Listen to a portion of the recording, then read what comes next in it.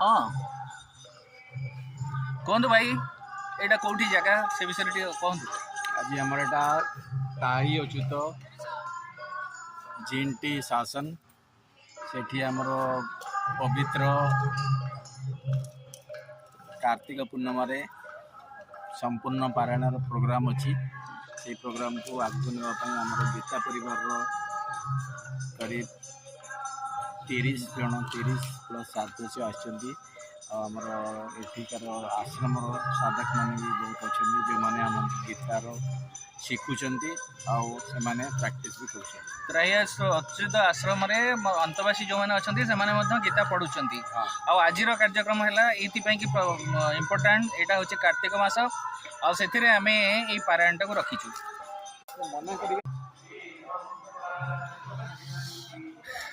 आयोजन कर रघु भाई बहुत सुंदर आयोजन अच्छी आमर हाँ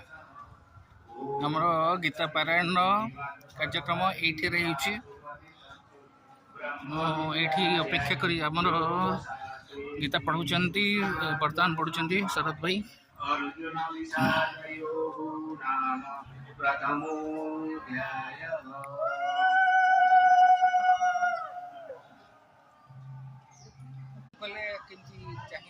आज कार्तिक मास पूर्णिमा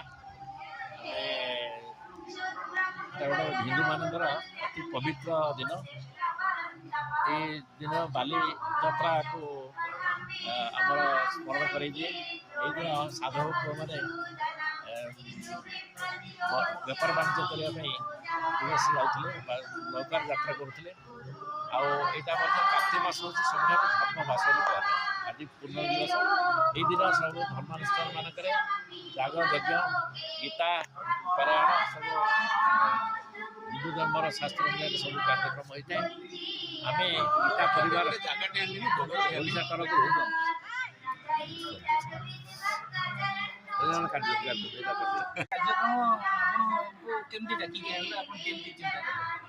भगवान अपूर्व संजोग भगवान इच्छा थिला मु गोटे कारण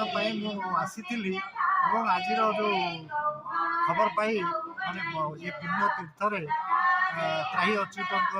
परिवेश भितर आम गीता पारायण करने सुजोग पाइचु से आम ओडिया गीता परिवार जो अपूर्व उद्यम से धन्यवाद देवाक चाहूँगी।